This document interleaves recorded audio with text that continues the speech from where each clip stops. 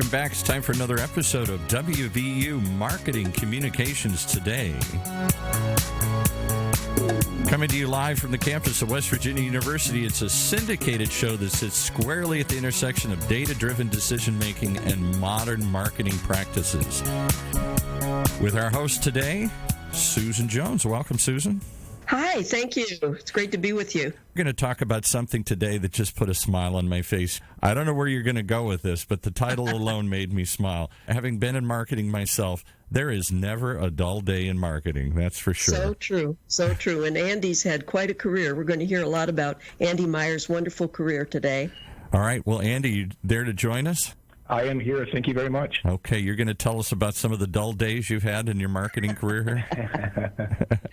I wish there was some more than I had. All right, I'll let you guys take off here. So Andy and I have known each other for quite a while. Andy is a proud graduate of Ferris State University, where I teach marketing, as well as at WVU. Andy, I'm so glad you could join us today. When I looked at the material you sent us, you said you liked to watch TV commercials and read ads when you were a kid. And I just have to start off with a personal note. When I was a very little girl, I didn't watch TV, but when the commercials came on, I would run right up to the TV set and yell, "Mercial, Mercial." And my parents said, "Oh, we know what this kid's going to do when she grows up." Right, so I'm wondering, Did you know from a very young age that you wanted to go into marketing and advertising? I really didn't. I just knew that back then. I kind of look back at, in retrospect as to growing up and why I decided to go into it. I always remembered watching TV commercials, listening to radio ads, magazine ads, even billboards, and just trying to understand and look at the creativity of it. And it wasn't really until I got to Ferris. I went there to study business. I didn't know what I was going to focus on. I took Advertising 101, Professor Maier, and I just fell in love with the class. And ever since that, my freshman year, I focused on marketing. Great. Yes, Professor Maier is a great evangelist for our program at Ferris and for advertising in general. I know you left Ferris in the 80s, and you've had quite a varied career since then. Now, you're not old enough to have been a madman. Madman, neither am I. I know your first job was at Ross Roy Advertising in Detroit. Tell us a little bit about that and how you would contrast that with marketing today. Back then, this was, like you said, in the mid-'80s, and Ross Roy was a big privately held agency in downtown Detroit, which was great to work in the city. And it was in this old building that had hallways going this way and that way. And back in those days, it was so uniquely different than everything's digital today and done on computers, where the art directors are doing things on key lines, and as an account person, we would have to stick the key lines in a pizza bag and walk down the street to Chrysler, who was one of our clients, and present that board to them. Back in the day, we were a pretty good-sized agency, and we had big accounts with Chrysler and Ameritech and Kmart back then, State of Michigan Travel, Blue Cross Blue Shield. So it was very diverse. But you're put into that level. So that's my first job right out of college as an account administrator, and you're just kind of there to learn the ropes. It was a little bit Mad Men. I mean, there was smoking in the office. There was drinking during lunch. And my first exposure to that was having a beer at lunch, where it was just common practice. It made me so tired, though, in the afternoon that I never did it again. It was a special occasion, something to look back at. Yeah, it was cutthroat days. Everybody wanted the Chrysler business.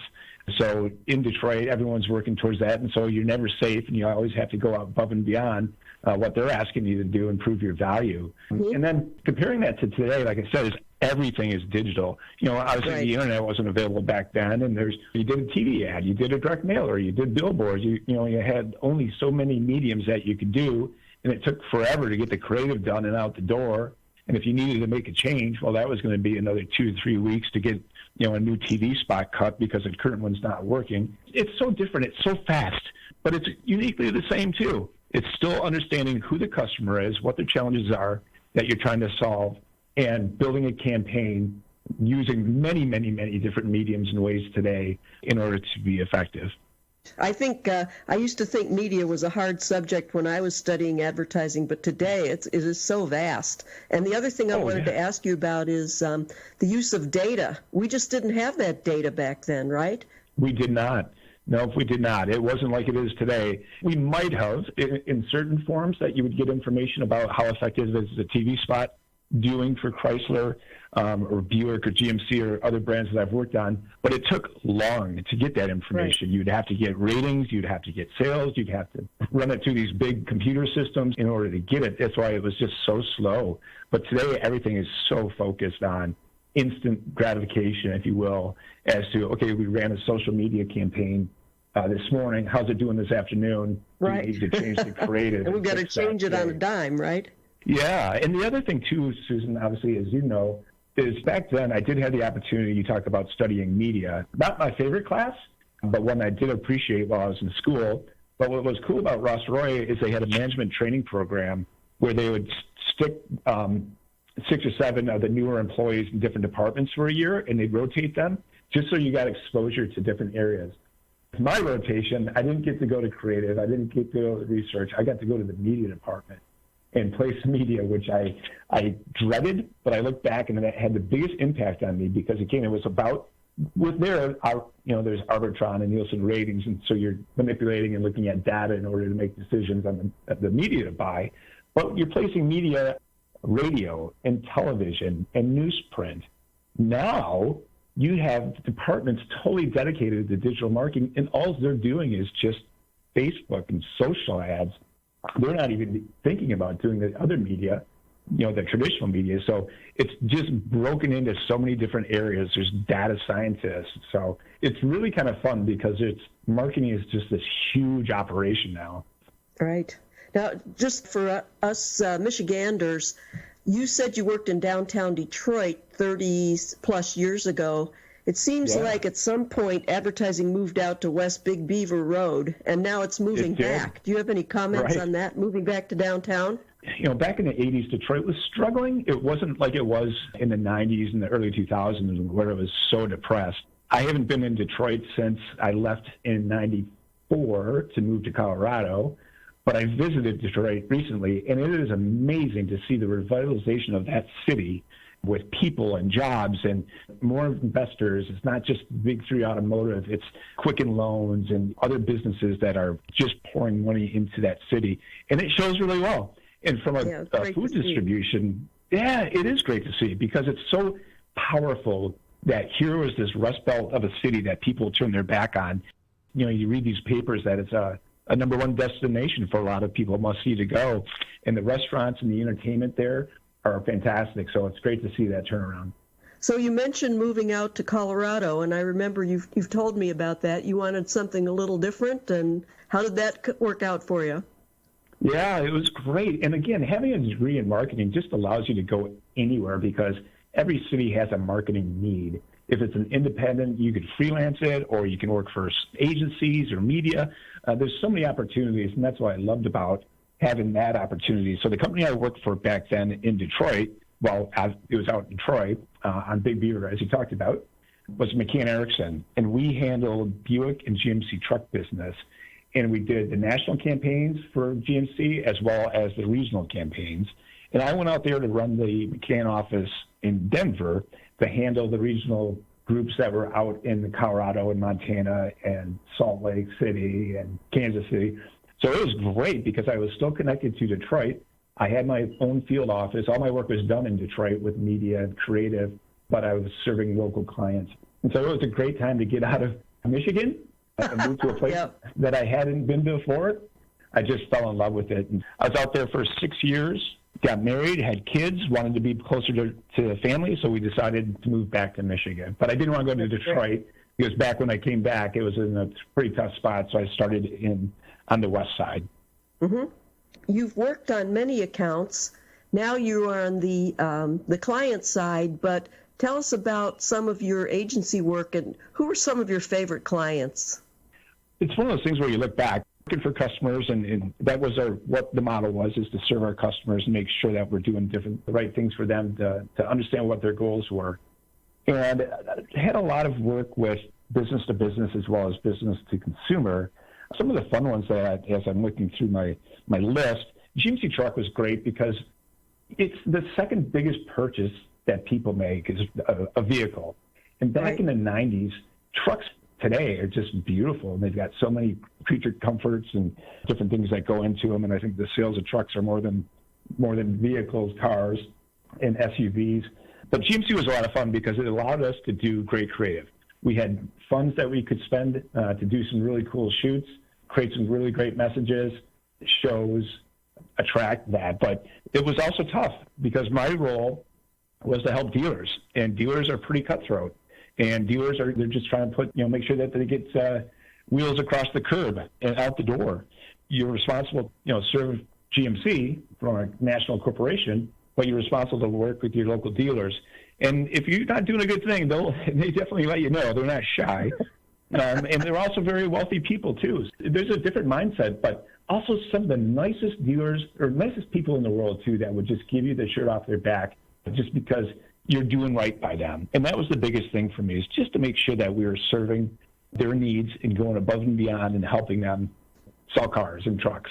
So that was a lot of fun. Another one that was great is it was a jukebox. It's still around. It's called AMI Jukebox. It's a Grand Rapids company. They are actually manufacturing them here back in I think they just moved out in the 90s or 2000s.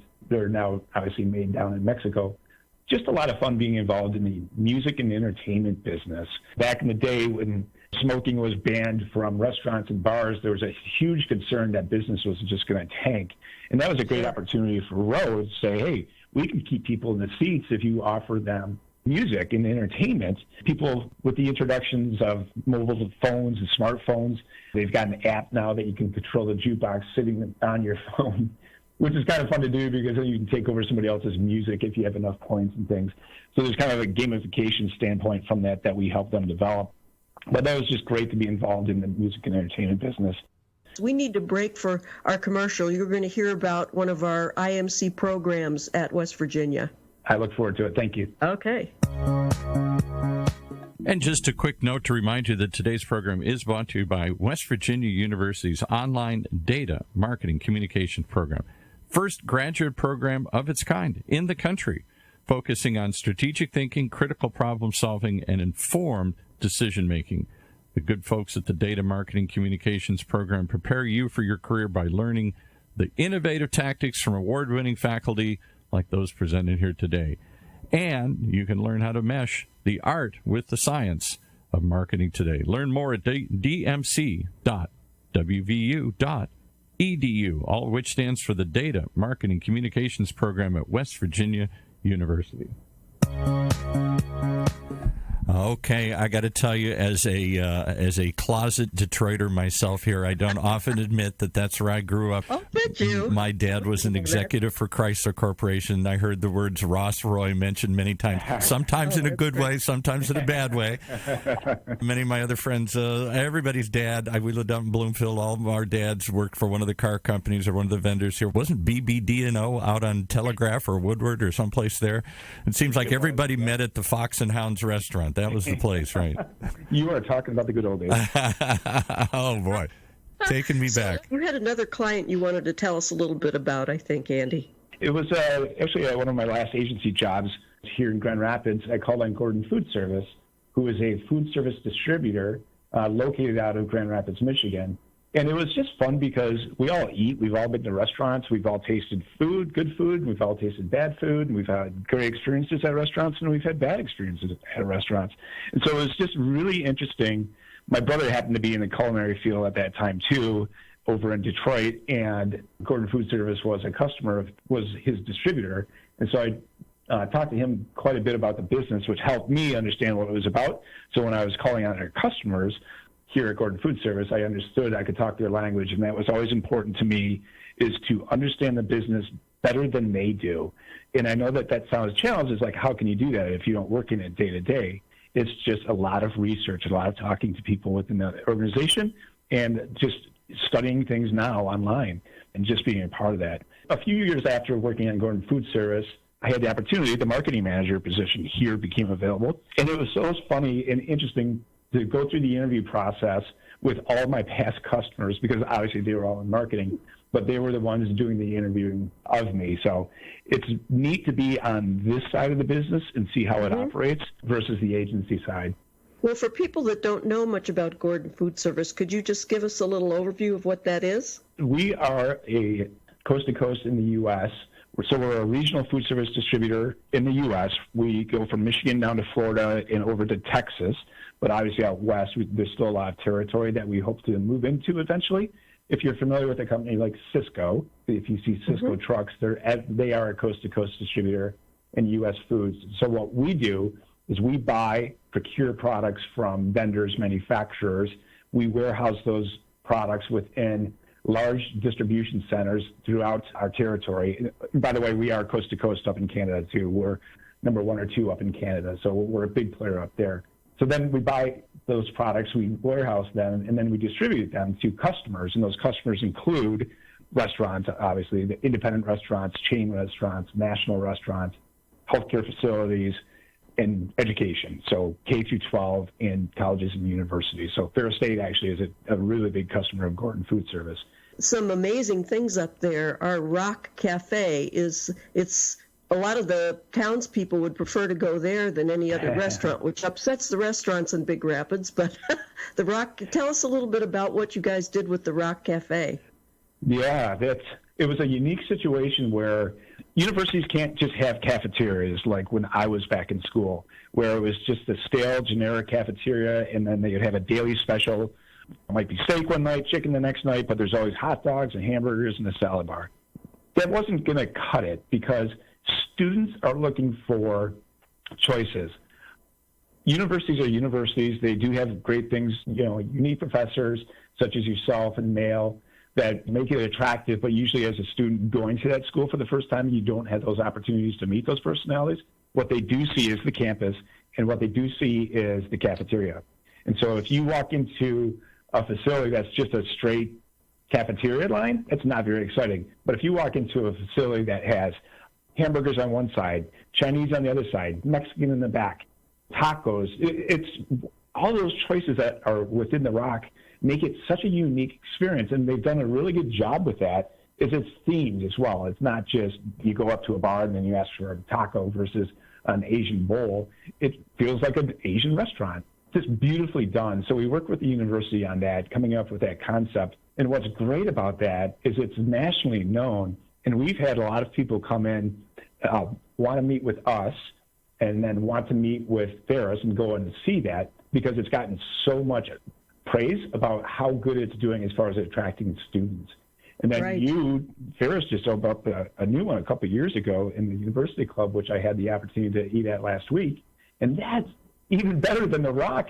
So they just keep evolving. And then if you go to universities, my son was down at Western Michigan for a couple of years. The amount of money, the buildings that they're putting up just for food service is great, especially for us. We go along for that ride and we help them develop those concepts. And it's the same thing that's true today, Susan. You see it in healthcare with assisted living facilities and retirement facilities. Right. They're putting in great kitchens and hiring great chefs because, again, it's not just a building with beds. It's where people are going to live and where they're going to eat. And everybody likes to have a good meal at the table. So it's really important for them and for us to, just continue to evolve food service. That's great. I can tell you really enjoy it. Now, let me just ask, in your role, you started out as marketing manager, but now you're really pretty much all digital, aren't you?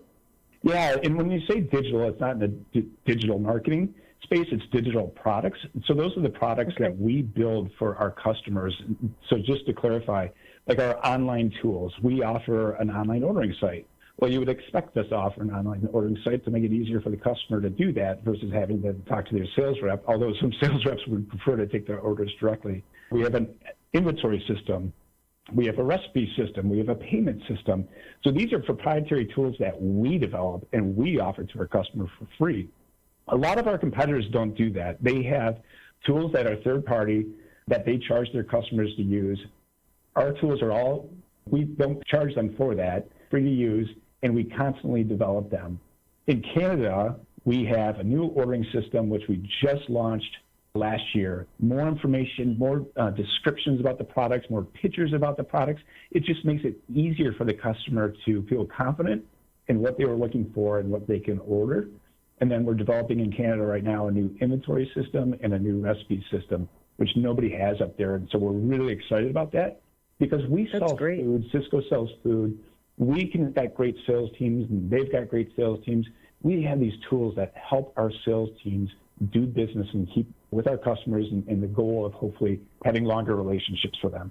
Wonderful. This brings up, as you moved into digital, how do you stay on top of all the changes? I know some older people have said, oh, well, I'm just going to play this out and retire, but you've got a long time till retirement. So you've been at this for over 30 years already. And, I have the same challenges too. But what are some of the things you do to make sure you stay on top of these constant changes? Oh, it's so wonderful. And that's what's uniquely energizing about this industry, because things change and you can contribute and you can affect and you can utilize all that stuff for your benefit. And so my role on the digital products team is marketing. So it's my responsibility to market our digital tools to our customers, potential customers, but also to our sales team.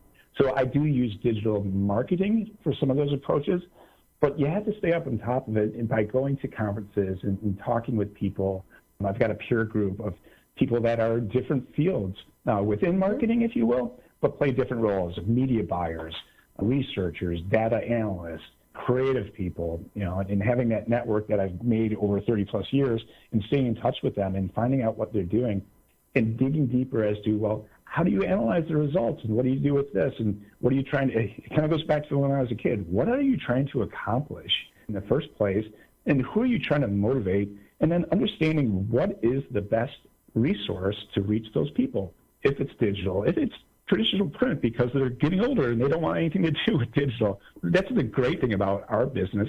We have young upstarts in developing these restaurant concepts, and we have traditional, steaks and seafood concepts that they don't have a computer. So you still have to reach them one way or another. But it's just that constant education and self-education. Listening to the commercial about that class, there's opportunities at Ferris or online or other universities just to maybe not get a full degree, but to stay on top of a subject that you're interested in. Andy, we could talk all afternoon about this. I know our time is a little bit limited. And again, I so much appreciate your enthusiasm and your many contributions to us on our advisory board, too, which is absolutely essential. That's one of the ways I stay in touch with things is through our advisory board at Ferris State. I want to thank you so much for being with us today. It's really been a fast and fun conversation. I appreciate it, and I'm very honored to be with you. Thank you. Thank you. You've been listening to WVU Marketing Communications Today, brought to you live from West Virginia University, a bi-weekly program that sits at the intersection of data-driven decision-making and marketing practice, only on the Funnel Radio Network, for at-work listeners like you.